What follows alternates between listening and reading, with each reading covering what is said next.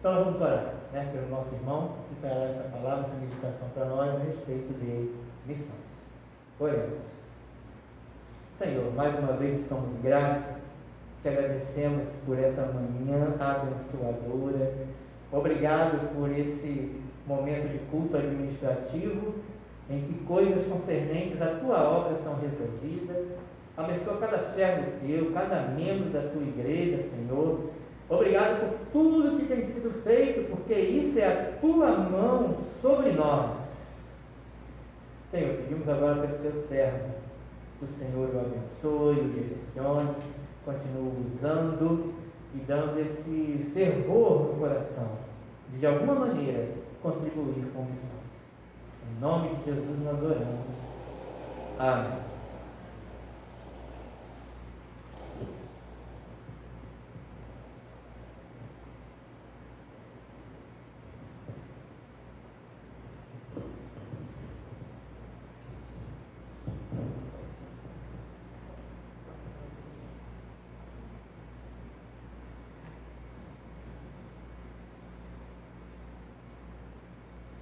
Bom dia, igreja. Eu estou vendo esses missionários e são tantas opções que tem lá na junta, e graças a Deus por ele temos tantas opções, né? Quer dizer que as igrejas batistas estão realmente trabalhando e realmente investindo em missionários. E uma vez que a gente tiver um nome, a gente traz aqui junto para a igreja. Hoje a gente vai falar, pessoal, de um missionário. Tá? Mas antes disso, imagine que a gente está no nosso leito de morte, ou a gente está se despedindo de alguém muito importante.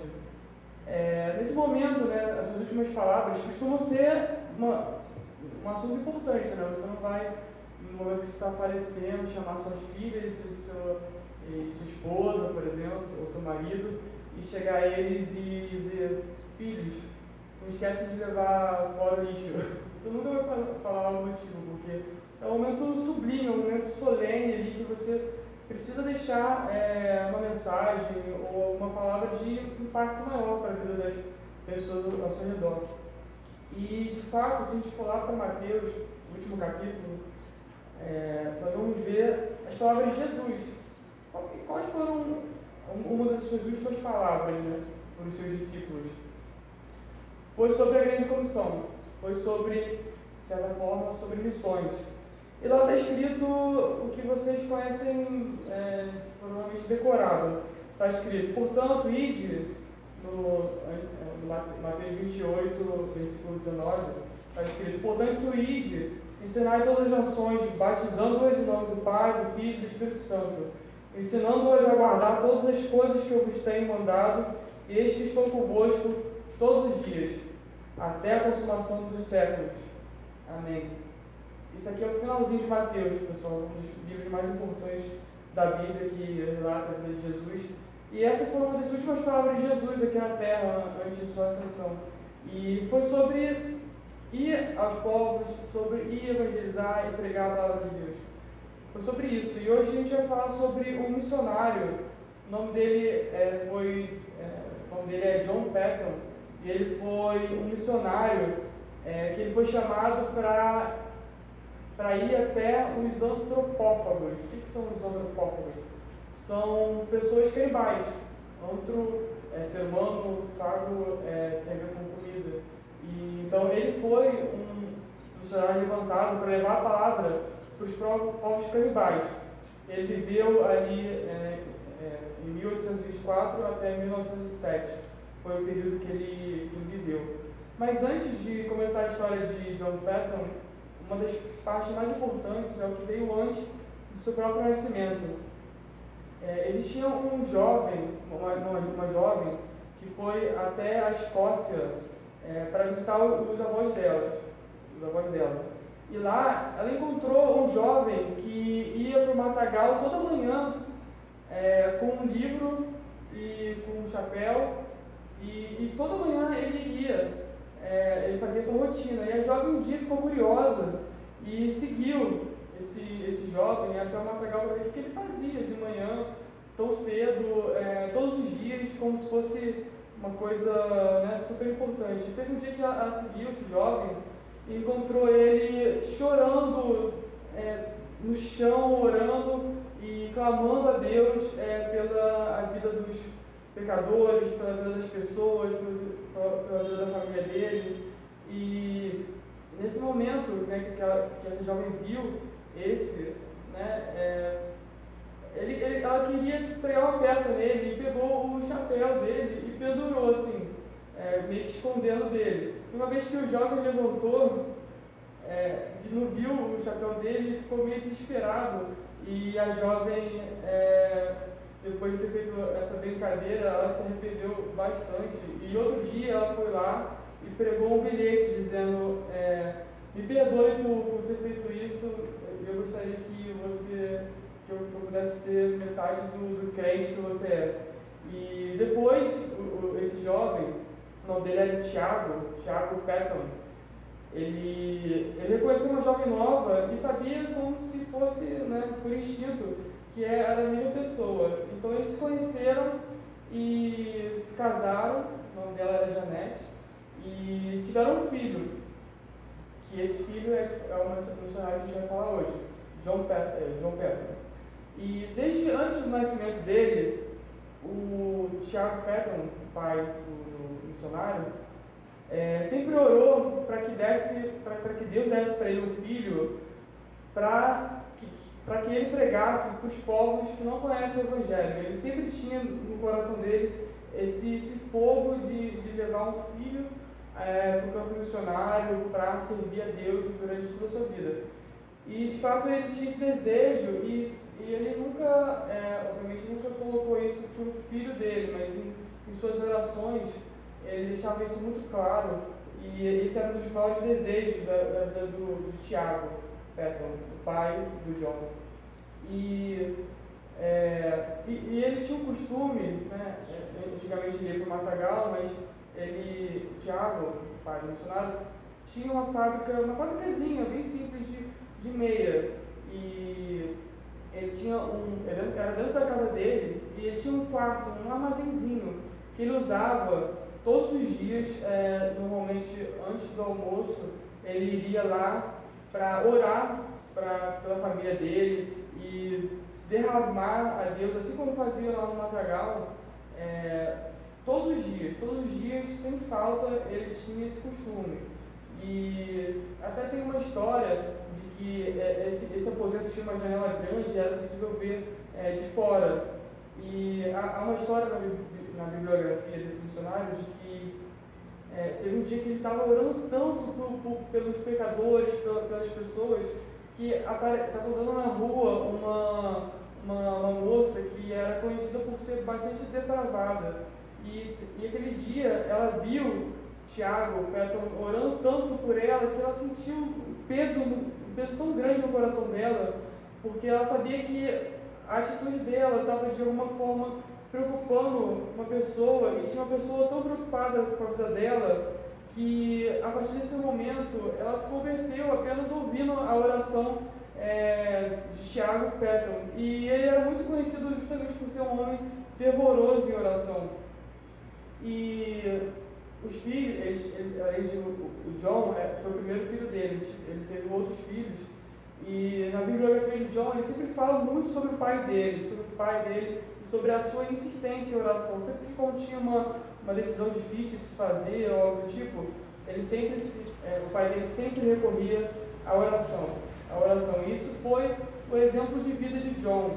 E é importante, irmãos, que eu falei um pouco sobre essa parte aqui do Thiago Patton, porque antes de começar a vida de John, já tinha toda uma base firmada para ele, né? Eu acho que esse é um momento bom para a gente refletir sobre o que nossos filhos, ou o que nossos irmãos, o que nossos pais estão vendo de nós agora, o que eles vão lembrar de nós. John sempre menciona o pai dele como um homem fervoroso em oração, mas o que nossos irmãos, nossos filhos vão se lembrar da gente? A gente tem uma rotina boa de oração, uma rotina forte de oração como tinha Tiago, ou nossos irmãos, meu irmão, por exemplo, vai me lembrar como uma pessoa que fica no computador o dia inteiro. vai me lembrar como uma pessoa que fica orando, ou vai me lembrar como uma pessoa que fica no computador, na televisão? O que os nossos irmãos, os nossos queridos vão lembrar da gente? Eu acho que esse é um momento importante para a gente refletir, porque a vida de John Patton foi fundada nesse exemplo que ele teve, nesse exemplo do pai dele, que se derramava em oração, era um homem super dedicado a Deus, assim como sua mãe também, que a gente não falou muito por conta do tempo. Mas é assim que John cresceu. E ele sentiu no coração dele, mesmo sem o pai dele mandar nem nada, que ele queria dedicar sua vida ao ministério. E foi assim que ele fez. Ele teve no coração dele de ir para uma cidade na Escócia, uma cidade mais povoada, ele morava no interior, ele foi para uma cidade chamada Glasgow. E é uma cidade mais povoada, mais industrializada. Ele foi para lá e lá ele serviu, ele trabalhou e serviu como evangelista na cidade, na igreja local dele. Mas ele não estava, apesar de estar servindo a Deus lá, ele sentia no coração dele uma vontade muito grande de ir para os povos que não conhecem o Evangelho, porque de fato na cidade que ele morava, lá em Glasgow, tinha igrejas já implantadas, tinha cristãos, mas ele sentiu de ir para um lugar que não tem o Evangelho ainda. E ele levou isso para a igreja dele. Ele levou isso para a igreja dele para explicar o que estava à vontade dele e buscou convencer os irmãos a ajudá-los, né, nessa missão que ele estava querendo seguir. E existe aqui na bibliografia dele um texto do que foi essa conversa dele com um membro antigo da igreja. E eu vou ler aqui brevemente sobre isso.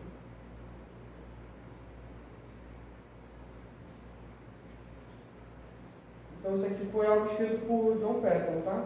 E estava escrito assim.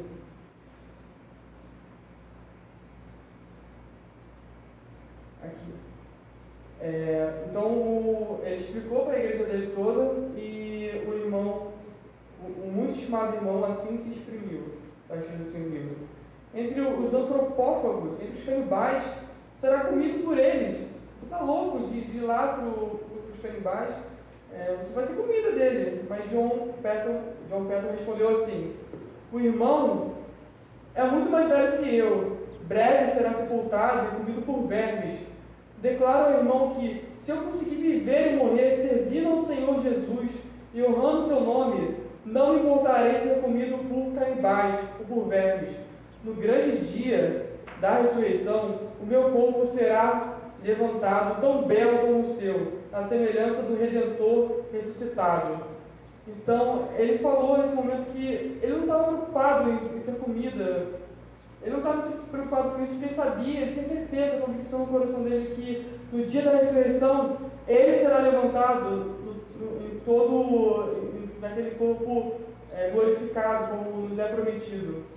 Então, assim, a igreja o levou para essas ilhas. O nome das ilhas é Ilhas Hébridas. E ele foi até lá. Antes disso, outros missionários tentaram ir para lá, só que teve missionários que foram mortos a machadadas, outros foram mortos de maneiras horríveis e não conseguiu avançar o evangelho nessas ilhas, por conta da cultura do povo, que era bastante agressiva, né? Eles eram bastante violentos. E foi nesse contexto que ele foi. Apesar disso tudo, ele sentiu no coração dele arder esse chamado de Deus e foi até essas ilhas. E ele foi junto com a sua esposa e junto com o seu filho. E chegando lá, eles já tiveram alguns problemas, que o barco deles quebrou, eles estavam indo para uma ilha super perigosa, que não era o objetivo deles, era ir para uma ilha um pouco mais tranquila, mas também perigosa, super perigosa. E com a quebra dessa vela do barco, eles estavam indo para a ilha mais perigosa, mas no último segundo veio um outro vento que conseguiu, o mar conseguiu empurrá-los à ilha exatamente que eles precisavam ir. Então, antes de eles chegar lá, já começou a aventura desse ministério, né? Então, eles se estabeleceram numa ilha, e o mais interessante é que eles estabeleceram a casa deles, né, exatamente onde eram os alicerces da casa dos missionários que foram lá cerca de 30 anos antes que foram mortos. Então eles foram exatamente no mesmo local e lá eles começaram o ministério deles. E poucos meses na ilha houve uma batalha entre duas tribos próximas à igreja, à casa deles. E eles lembram e relatavam, né, que os perdedores foram mortos, né, da tribo rival, foram mortos e os que estavam vivos foram postos dentro de um caldeirão fervente para que eles sejam mortos dessa maneira e que o povo pudesse comer a carne deles. Eles acreditavam que quando o povo comia a carne de outro, eles estão conseguindo a força do outro povo. Então, tinha essas batalhas e John Patton relata que ele conseguia ouvir o grito do povo chorando, e às vezes ele não tinha nenhum tipo de critério. Crianças eram colocadas nesses caldeirões, e era uma coisa horrível. Ele conseguia ouvir os gritos dessas pessoas sendo torturadas, e ele se questionou, né, como ele conseguiria trazer o evangelho para essas pessoas que não conseguem não colocam nem roupa, eles andavam luz pela ilha, e ele tinha o coração muito triste, né, magoado nesse sentido, porque aquilo que ele via como realidade naquela ilha era muito diferente daquilo que era a realidade. E foi nesse contexto que ele começou. Ele começou o ministério dele. E ele relata também quando um guerreiro, né, alguém da sua própria tribo, morre e essa pessoa é casada, a mulher tinha que ser estrangulada, porque eles acreditavam que a mulher tinha que ir junto com o marido para servi-lo a vida inteira. Então, assim, é esse contexto de barbárie que estava a ilha, que ele estava implementando ali a sua missão. E, assim, o povo não tinha escrita, não tinha nada disso. Então, John Patton, inclusive, foi um dos primeiros a pegarem a fala deles, aprender e colocar numa forma escrita. Então, foi nesse contexto que ele, inclusive, escreveu várias partes da Bíblia para esse povo, né? A esposa dele servia como ajudadora, ensinando essa cultura, principalmente as mulheres do povo, e a esposa dele tinha esse grupinho de mulheres que, de certa forma, eles evangelizavam. Mas, depois de 3 meses na ilha, a esposa dele contrai malária e morre. Logo depois, um mês depois, o filho dele também contrai malária e morre. E ele ficou sozinho na ilha, sem a sua amada esposa, sem o seu filho. E depois de alguns meses, o povo da ilha, a ilha se chama Tana, eles viram o que estava sendo pregado, e isso era contra aquilo que o paganismo deles ensinava. Então teve um dia que vários povos se reuniram, vários tribos, para matar John Patton. Então todos foram atrás dele, e ele fugiu. Ele relata que ele foge com lanças sendo jogadas por ele, desviando, uma cena de filme. E ele consegue fugir dessa ilha, e depois ele acaba voltando para a Escócia, para Glasgow, de onde ele veio. Ele passou algum tempo lá, se casou de novo, e ele decidiu novamente voltar à ilha, porque ele tinha certeza que a missão dele não tinha sido concluída. E ele foi para uma ilha vizinha, uma ilha logo vizinha, que é a ilha de Aniwa, e lá ele novamente começou o ministério dele nas mesmas condições. A diferença é que lá o povo era um pouco menos agressivo, mas tudo, ainda assim o pessoal dava duro, ainda assim tinha essa questão de canibalismo, tinha isso tudo. Mas ele decidiu ir para lá, e uma das piores coisas da ilha era a questão da água. O povo lá tomava banho na água do mar, e se bebia usando a água de coco e eventualmente a água da chuva. E esse era a pior coisa, né, na concepção dele da ilha, de morar lá. Tinha toda a questão da comida e tudo mais, mas esse era o ponto principal. Não tinha água potável, a água não era tão acessível quanto era lá na Escócia. Então, ele sentiu no coração dele de fazer um poço. E ele juntou, ele tinha uma igrejinha bem pequenininha, ele juntou lá as pessoas e começaram a fazer um povo. Só que chegou um momento que os nativos ficaram com medo da profundidade que estava indo, então eles desistiram, disseram que isso era loucura, que não tinha como vir água debaixo do chão, isso era impossível, isso não existe. O pessoal falava que estava tentando uma loucura, tentando conseguir fazer que chovesse debaixo. E de fato o pessoal ficou com muito medo e não fez. Mas João Petro continuou lá, cavando. Depois de muito tempo ele conseguiu chegar a ver a água borbulhando e começou a nascer água e conseguiu fazer um poço. E ele relata que o pessoal não tinha nem coragem de chegar perto, porque achava que era uma coisa surreal, uma coisa sobrenatural. E ele convidou o chefe um dos chefes de tribo que tinha lá, para ver o que estava acontecendo. E ele pega um copo, o João Petro pega um copo, coloca a água do poço e oferece ao chefe da ilha. O chefe pega assim, olhando como se fosse uma coisa inacreditável. Ele pega, cheira e mexe, vê que realmente é água, fala para todo mundo. Aí depois ele vai e bebe, ele fala, ele fala que é água potável, porque esse termo não existe, né? Mas ele fala que é água da chuva, é água da chuva mesmo. E ele fala isso para todas as tribos, isso tudo se espalha pela ilha inteira e por vários locais essa notícia é espalhada. E tem uma parte que ele relata que o chefe diz que os nossos deuses são incapazes de fazer qualquer tipo de coisa. Nossos deuses não nos deram nada. E ele diz lá que o Deus de Nice, que era como eles chamavam ele, no início de missionários, chamavam de Nice, Deus de Nice é o Deus verdadeiro. E é o Deus que faz brotar água, chuva da terra. E a partir desse momento, a palavra de Deus é espalhada de uma maneira absurda entre a ilha. E mais bacana é que vários povos tentaram cavar poços, né? Porque viram que funciona e tentou fazer. E tem um relato de que vários povos tentaram cavar mais de 8, 9 poços, nenhum deles brotava água potável. Sempre ou chegava a rochedo, não chegava nada, ou chegava água salgada, né, da ilha. E tem essa frase que o Jatico chegava e falava: nós sabemos cavar como Mice, mas não sabemos orar como Mice. Jeová não nos escuta como escuta ao Mice. Precisamos procurar mais ao Deus de Mice, para que Ele nos abençoe, né? E foi nesse contexto, irmãos, que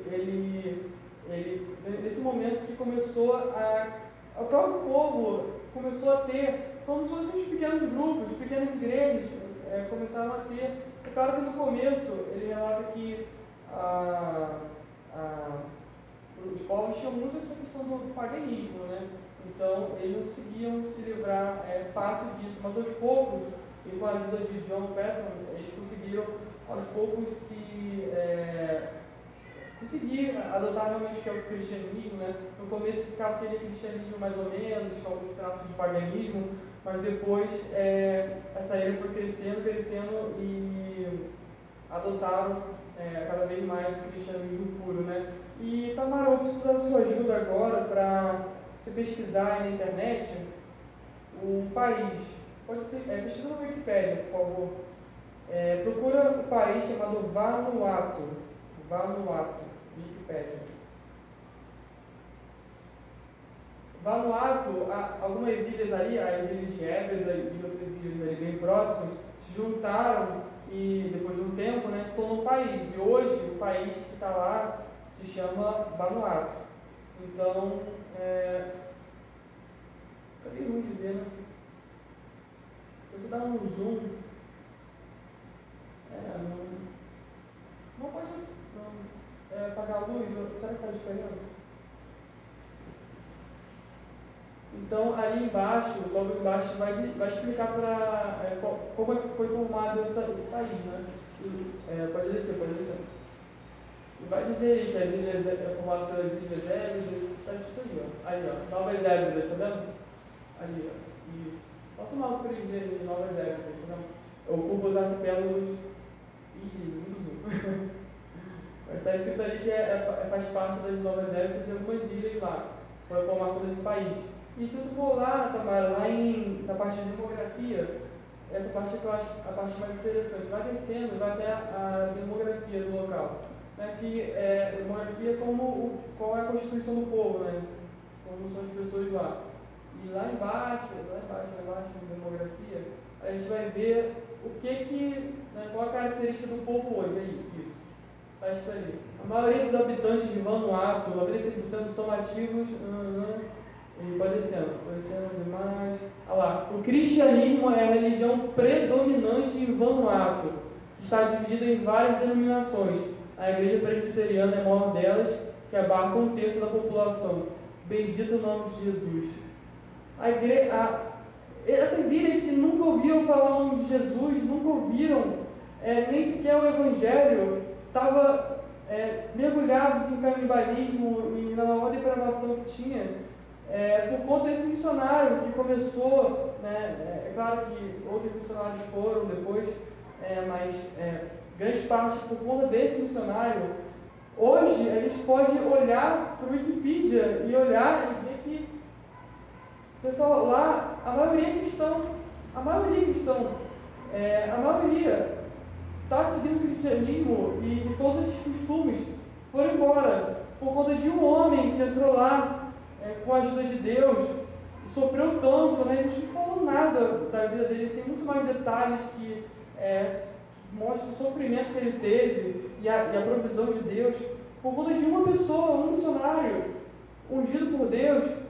Hoje, lá é um país cristão, o que pode botar lá que é um país cristão, então fez a total diferença naquele local a presença de um homem ungido por Deus. E era essa mensagem, respeitando o tempo que eu gostaria de passar para a igreja.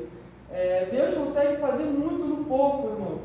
Ele foi lá com sua esposa e com seu filho, e infelizmente os dois vieram a falecer, mas por conta dele e do chamado de Deus na vida dele, ele mudou. Deus mudou a história de toda a região, de todo que hoje é um país, por conta de um homem. Irmãos, nunca se sintam capazes de fazerem as coisas desde que Deus esteja com vocês, porque o país todo pode mudar por conta de um chamado seu, irmão. E isso que é missões, e isso que Jesus deixou aqui no finalzinho de Mateus para a gente, claro, em várias outras passagens. E esse é o nosso propósito, irmãos. Deus pode fazer muito, e tudo isso que eu falei, irmãos, está descrito aqui no livro chamado Heróis da Fé, que cada capítulo aborda um homem de Deus, né, que ele chama aqui de Heróis da Fé, e conta um pouquinho da sua história. Se algum irmão quiser pegar emprestado de mim, eu posso emprestar. E John Petro é o nome desses heróis da fé, dentro de vários outros, que nessas situações tão adversas conseguiram, com a ajuda de Deus, transformar um país ou até transformar o mundo. E, irmãos, nós podemos junto com a ajuda de Deus. Amém? Desmontifiquem com essa palavra e que Deus possa abençoar a nossa vida para que seja próximo a um desses heróis da fé. Amém?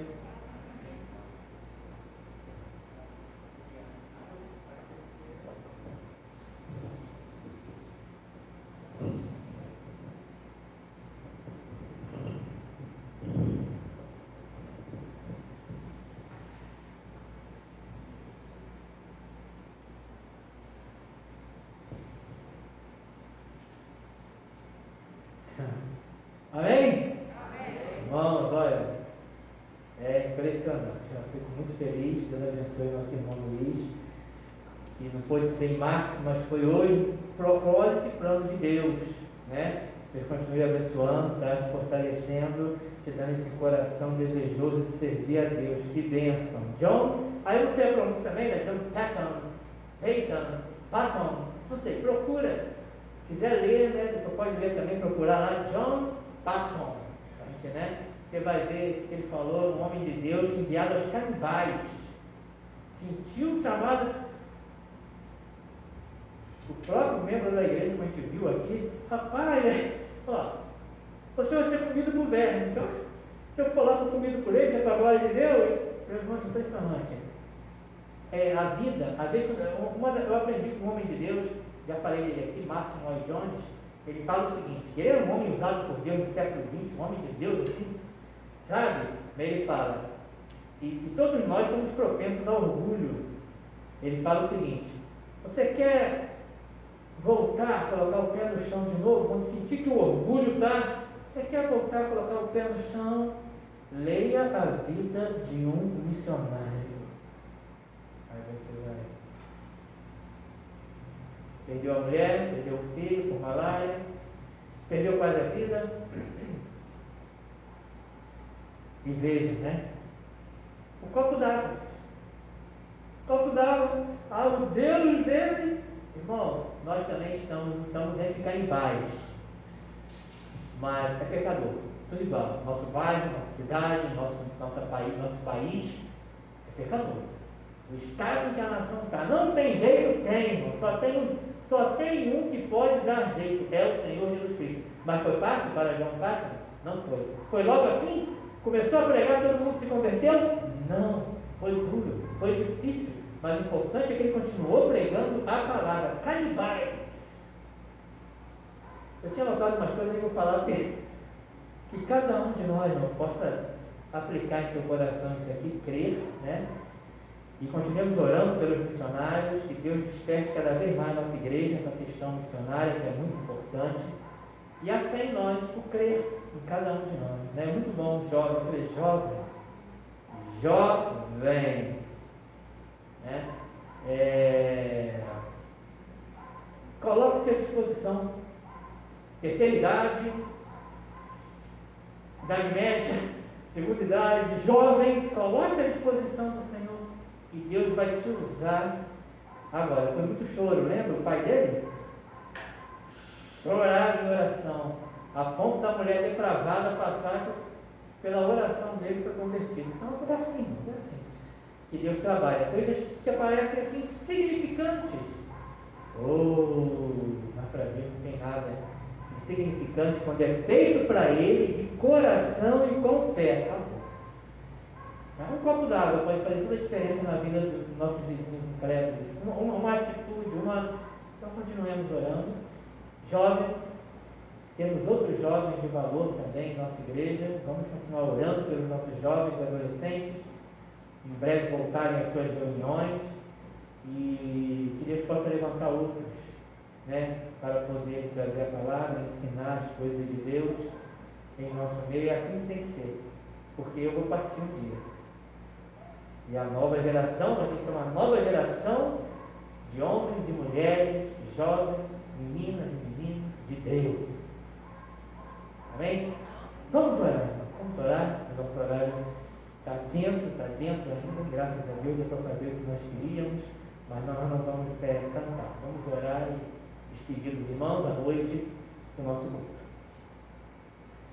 Senhor Deus, isso vem de Ti. Como poderia um homem, por si mesmo, ir para um local de canibais, povos tão primitivos, violentos, a ponto de matarem e colocarem no caldeirão para se alimentarem? Canibais. Mas o Senhor desperta no coração e envia para aquele local e opera essa grande obra que dura até hoje, esse país. Eu nunca tinha ouvido falar. As ilhas sim, mas com esse nome em que o cristianismo é principal. Louvado seja o Teu nome, Senhor. A obra difícil, dura, começada lá atrás, até hoje. Meu Deus, obrigado, abençoe o Teu servo, irmão Luiz, continua fortalecendo e ajudando. E que ele cresça mais e mais na graça e conhecimento do Senhor. Os jovens da nossa igreja, os adolescentes da nossa igreja, as crianças da nossa igreja, todos os membros da Tua igreja, Senhor, Continua abençoando. Obrigado por essa manhã abençoadora na tua presença. Senhor, recebe a nossa adoração. Aumenta a nossa fé de que pequenas coisas desse nosso bairro e cidade podem ser transformadas como foram aquelas ilhas foram transformadas pelo poder do teu Evangelho. Tu és o mesmo Deus, a tua palavra é a mesma, não muda. Então nós imploramos, suplicamos, desperta em nós também a oração cada vez mais, orar, para que se não formos nós, a próxima geração, mas pedimos, Senhor, que seja nós, cada um de nós também, mas que o Senhor glorifique o teu nome e salve almas, para a glória do teu próprio nome, em Cristo Jesus. Amém. Irmãos, vão em paz, que Deus abençoe cada um de vocês, até a noite. E você acha que já dá para fazer agora o negócio das máscaras? Se alguém quiser máscara, assim como anotar, de repente? Então, se algum irmão quiser já levar algumas máscaras para poder ajudar para atingirmos o alvo, tá? Pode vir aqui falar com o irmão Luiz. E eu vou precisar de 2 ou 3 irmãos, porque hoje é folga da zeladora.